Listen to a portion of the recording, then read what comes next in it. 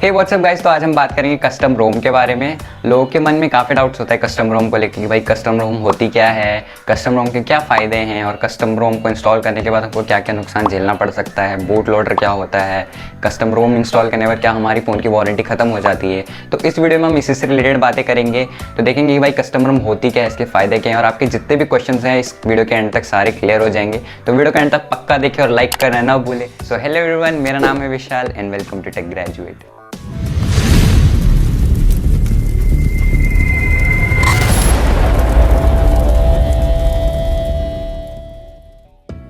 तो दोस्तों custom ROM समझाने के लिए मैं सबसे ईजीएस्ट लैंग्वेज का इस्तेमाल करूंगा ताकि कोई नॉन टेक्निकल बंदा भी अगर कोई इस वीडियो को देख रहा होगा तो उसको भी समझ आ जाएगा कि भाई कस्टम रोम होती क्या है। तो कस्टम रोम समझाने के लिए मैं एक छोटे से एग्जांपल लूँगा आपके लिए।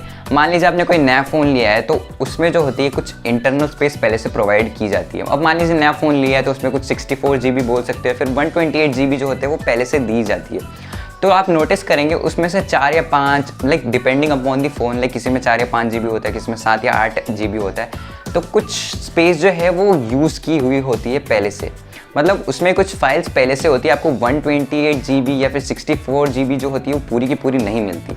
तो ये जो फाइल्स होती है ये वो वाली फाइल्स होती है जो कि नेसेसरी होती है एक फ़ोन को चलाने के लिए।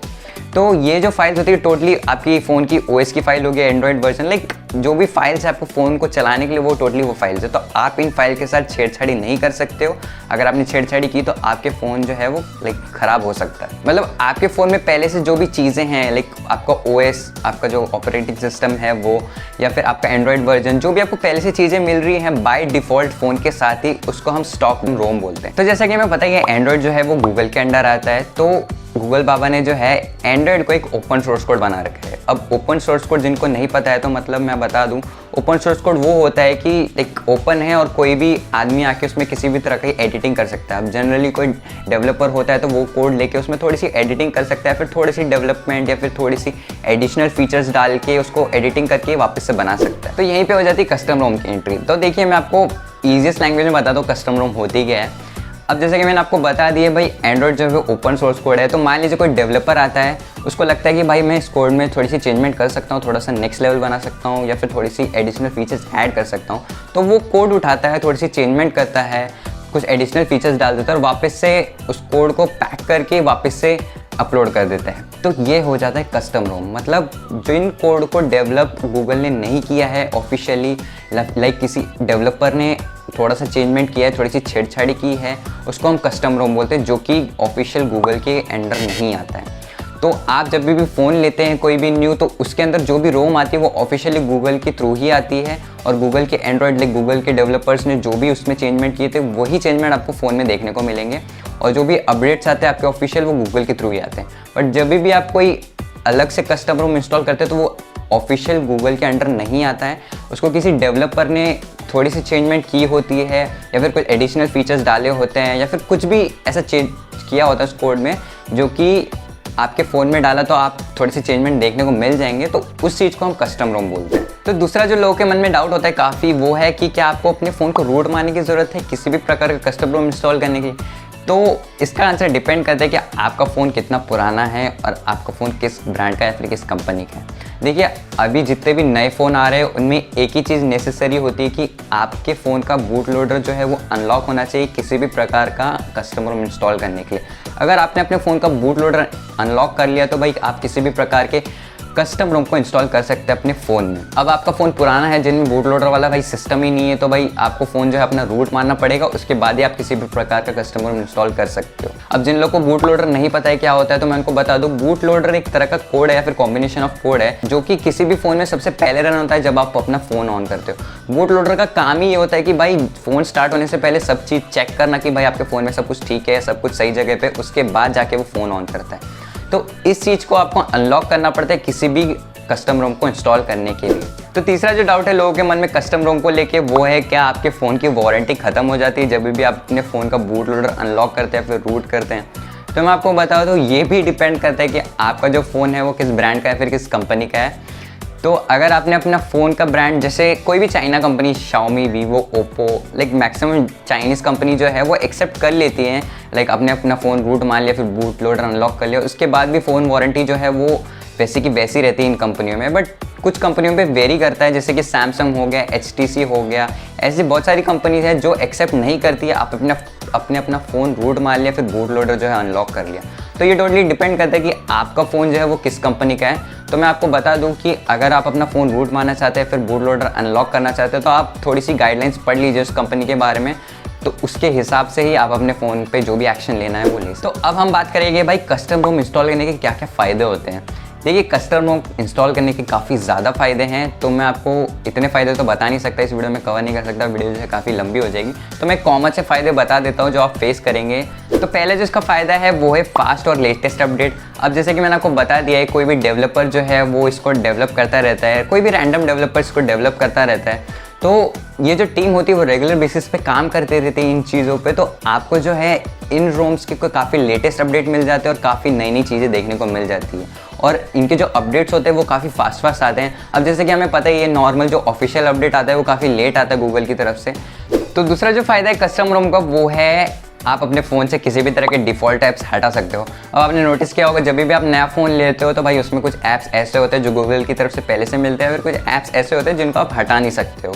तो कस्टम रोम इंस्टॉल करने के बाद ये प्रॉब्लम हट जाती है, आप किसी भी तरह के फ़ोन में चेंजमेंट कर सकते हो, आप किसी भी तरह के ऐप्स हटा सकते हो। तो आपको जो डिफ़ॉल्ट ऐप्स जो आपके फ़ोन के साथ मिले हैं जो नेसेसरी नहीं है, जिनको आप यूज़ नहीं कर सकते हो, आप उनको डिलीट कर सकते हो या फिर अनइंस्टॉल कर सकते हो। तो तीसरा जो फ़ायदा है कस्टम रोम का वो है कस्टमाइजेशन से रिलेटेड। आप अपने फ़ोन में कस्टम रोम डालने के बाद छोटी से छोटी चीज़ जो है वो चेंज कर सकते हो अपने हिसाब से। अब मान लीजिए नॉर्मल स्टॉक रोम में जो होता है आप जो है वो माइनर से माइनर डिटेल चेंज नहीं कर सकते हो।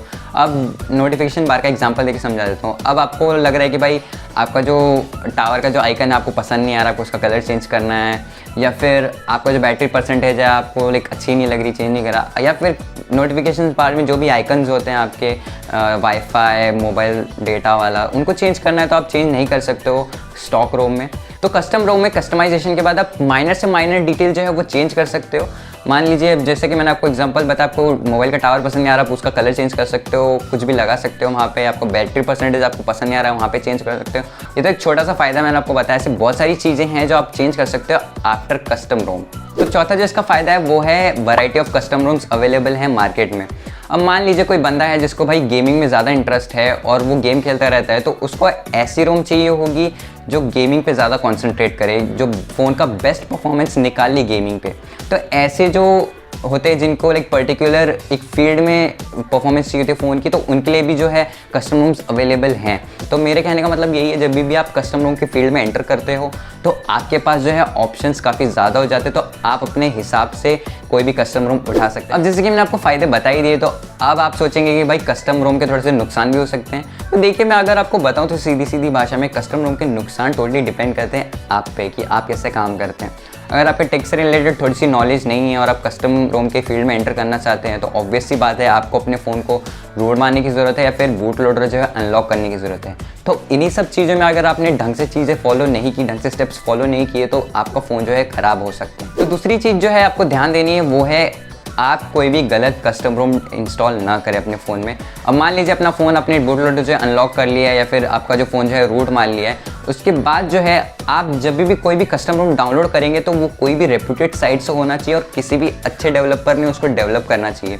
अब कस्टम रोम की दुनिया में भाई कुछ डेवलपर्स ऐसे जिनका काफ़ी अच्छा नाम है और काफ़ी ट्रस्टवर्दी है वो लोग, और जो है वो काफ़ी अच्छे रोम्स बनाते हैं, तो आप उनके रोम्स डाउनलोड कर सकते हैं अपने हिसाब से जो भी आपको रोम चाहिए और फिर अपने फ़ोन में फ्लैश कर सकते हैं। तो टोटली सेफ़ है, आपकी इन्फॉर्मेशन कहीं नहीं जा रही है, तो ये रिस्क फ्री है। तो लोगों के मन में काफ़ी गलतफहमी होती है इस चीज़ को लेकर कि भाई कस्टम रोम इंस्टॉल करने के बाद जो इनकी सिक्योरिटी है वो सेक्रीफाइस हो जाती है। अब जैसे कि मैंने आपको रोम के बारे में इतना बता ही दिया, तो अब एक फाइनल सा क्वेश्चन बचता है कि भाई रोम इंस्टॉल कैसे करें। तो मैं आपको एक बेसिक सा सीक्वेंस बता देता हूँ। आप जब भी कोई भी रोम इंस्टॉल करें तो हमेशा इस सीक्वेंस को फॉलो करें।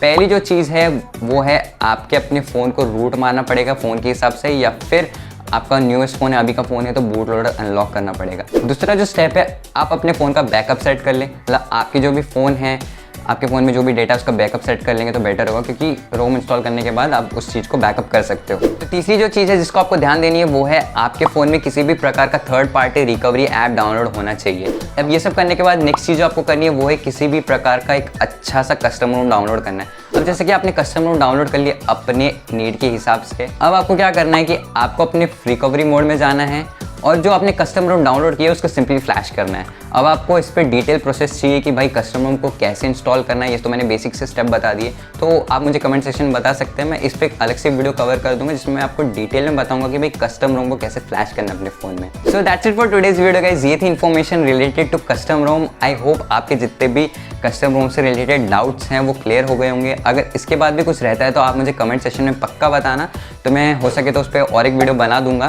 तो वीडियो अच्छी लगी तो भाई लाइक कर देना और दोस्तों के साथ शेयर कीजिए, और चैनल सब्सक्राइब नहीं किया तो भाई कर लो, क्योंकि मैं जो है आपके लिए ऐसी वीडियोस लाता रहता हूँ। तो मिलते हैं नेक्स्ट वीडियोस में कुछ ऐसी अच्छी बातों के साथ। Till then bye bye and take care.